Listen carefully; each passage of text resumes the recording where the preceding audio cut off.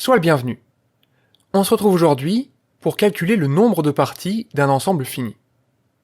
La proposition qu'on va démontrer aujourd'hui est la suivante. Si je considère E un ensemble fini, de cardinal n, alors l'ensemble des parties de cet ensemble-là est de cardinal 2 puissance n. Avant de proposer plusieurs démonstrations de cette proposition, faisons un exemple. Et c'est grâce à cet exemple qu'on pourra retrouver plusieurs idées de démonstration. On va considérer un ensemble E à 3 éléments, A, B et C. Et je vais considérer l'ensemble de ses parties. Donc il y a l'ensemble vide, qui est un sous-ensemble de E, il y a tous les singletons, A, B et C, ensuite il y a les ensembles à 2 éléments, l'ensemble AB, l'ensemble AC, l'ensemble BC, et enfin il y a l'ensemble total, ABC. Donc cet ensemble de tous ces sous-ensembles-là, on l'appelle ensemble des parties de E, et on dénombre ici 8 éléments qu'on peut aussi écrire 2 puissance 3. Passons maintenant à une première démonstration de la proposition. Donc je te propose de raisonner ici par récurrence. On va noter, pour tout entier naturel n, l'hypothèse de récurrence au rang n qui est, si E est un ensemble fini de cardinal n, l'ensemble P de E est de cardinal 2 puissance n. Alors pour l'initialisation, c'est très simple, puisque si E est un ensemble de cardinal 0, alors c'est l'ensemble vide, donc il n'y a qu'une seule partie, un seul sous-ensemble de l'ensemble vide, c'est l'ensemble vide, et donc le cardinal de P de E, ça vaut 1, et je peux aussi l'écrire 2 puissance 0, ce qui permet de démontrer l'initialisation. Maintenant je vais considérer n un entier tel que l'hypothèse de récurrence au rang n est vraie. Et là, comme dans l'émission Un tableau pour comprendre numéro 36, sur la récurrence, il faut vraiment que je me demande comment je passe de n à n plus 1. Et je peux même le faire sur un exemple. Donc ici, l'idée, ça va être de prendre un ensemble E de cardinal n plus 1, puisque c'est l'objet que je dois manipuler pour démontrer HR n plus 1, et je vais distinguer l'un de ces éléments. Alors ici, heureusement, quand je dis que je prends x l'un de ces éléments, je vérifie que E n'est pas vide, puisque son cardinal c'est n plus 1, où n est un entier naturel.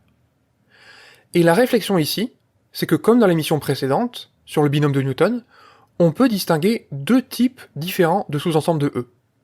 Il y a ceux qui ne contiennent pas la boule rouge, et il y a ceux qui contiennent la boule rouge. Alors si je veux écrire ça proprement, je peux dire qu'un sous-ensemble de E soit ne contient pas X, ou alors contient X. Donc ça correspond ici au sous-ensemble que j'ai appelé de type 1 d'un côté et de type 2 de l'autre. Maintenant le premier ensemble, je peux dire que c'est l'ensemble des parties de E privé de X. Finalement, un sous-ensemble de E qui ne contient pas X, c'est un sous-ensemble de E privé de X. Ici, l'avantage, c'est que E privé de X, c'est un ensemble qui contient n éléments. Donc je connais son cardinal. Il vaut d'ailleurs 2 puissance n, par l'hypothèse de récurrence au rang n. De l'autre côté, une sous-partie de E qui contient X, je peux l'écrire comme une union disjointe, le singleton X, union, un sous-ensemble de E privé du singleton X.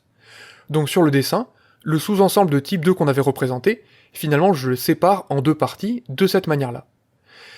Et maintenant je vais appliquer l'hypothèse de récurrence, je vais dire que comme E privé de X compte n éléments, alors par l'hypothèse de récurrence au rang n, le cardinal du premier ensemble, c'est aussi le cardinal du deuxième ensemble, et ça vaut tout simplement 2 puissance n. Maintenant comme l'union que j'ai écrit ici et que j'ai appelée étoile, c'est une union qui est disjointe, eh bien ça me permet de conclure que le cardinal de P de E, ça vaut 2 puissance n plus 2 puissance n, et ça vaut donc, en factorisant par 2 puissance n, 2 puissance n plus 1. D'où finalement HRn plus 1, et ce qui termine le raisonnement par récurrence. Donc voilà notre première démonstration de la proposition. Alors maintenant, je vais proposer une autre démonstration, qui vient d'une idée qu'on avait eue dans l'exemple tout à l'heure.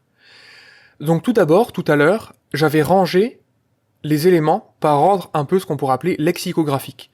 Donc ça veut dire que par exemple les singletons A, B, C, ils seraient dans cet ordre-là dans un dictionnaire. Les mots AB, AC et BC seraient aussi dans cet ordre dans un dictionnaire.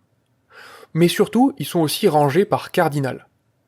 Et donc finalement on peut voir que le nombre 8, qui est le nombre d'éléments qu'il y a dans P de E, eh bien je peux dénombrer un ensemble à 0 élément, 3 ensembles à 1 élément, qu'on appelle singleton, 3 ensembles à 2 éléments, et un ensemble à 3 éléments. Donc finalement ça fait 1, 3, 3, 1. Et là, ça devrait te rappeler quelque chose. Donc on va le voir dans quelques instants. Donc la démonstration numéro 2, je vais l'appeler classement par cardinal. Donc je vais dire que pour tout entier k compris entre 0 et n, l'ensemble P de E contient k parmi n, sous-ensemble de E de cardinal k.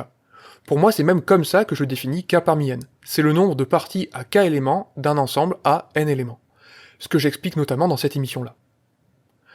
Je vais écrire à ce moment-là que P de E, c'est l'union de k égale 0 à n des sous-ensembles de E d'un cardinal donné.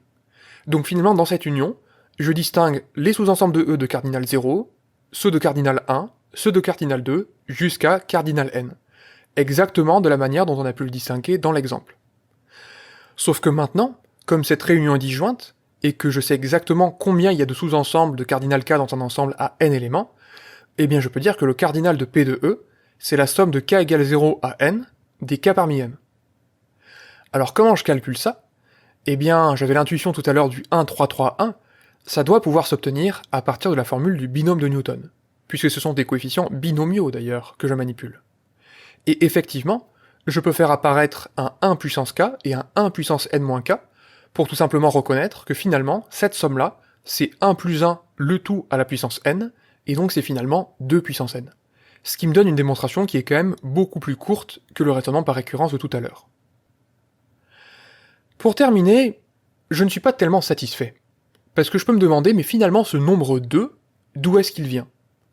Alors on peut dire oui, il vient du binôme de Newton, mais dans le dénombrement, où est-ce que j'ai un nombre 2 qui pourrait apparaître? D'une manière logique. En fait, l'idée est très simple. Si je prends un ensemble E, qui contient des éléments que je peux appeler x1, x2 jusqu'à xn, je peux me demander comment je choisis, véritablement, un sous-ensemble de cet ensemble-là. Et en fait, c'est très simple, c'est-à-dire que si j'ai une urne avec n boules, et que j'ai le choix, eh bien, la première boule, soit je la choisis, ou alors je ne la choisis pas, et la deuxième boule, soit je la choisis, ou alors je ne la choisis pas, etc., jusqu'à la dernière boule, que soit je choisis, soit je ne choisis pas. Donc finalement, pour construire une partie de E, on a 2 possibilités pour la première boule, et 2 possibilités pour la deuxième boule, et etc., jusqu'à 2 possibilités pour la dernière boule. Donc finalement, j'ai 2 fois 2 fois 2, n fois possibilités, c'est-à-dire 2 puissance n possibilités. Et donc ça me donne à nouveau que le cardinal de P de E, c'est 2 puissance n.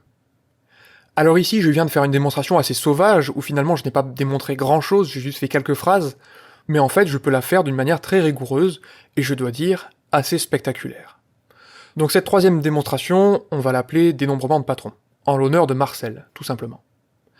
Donc on va considérer l'application qui a un sous-ensemble de E associe une fonction qui va de E dans l'ensemble 0, 1.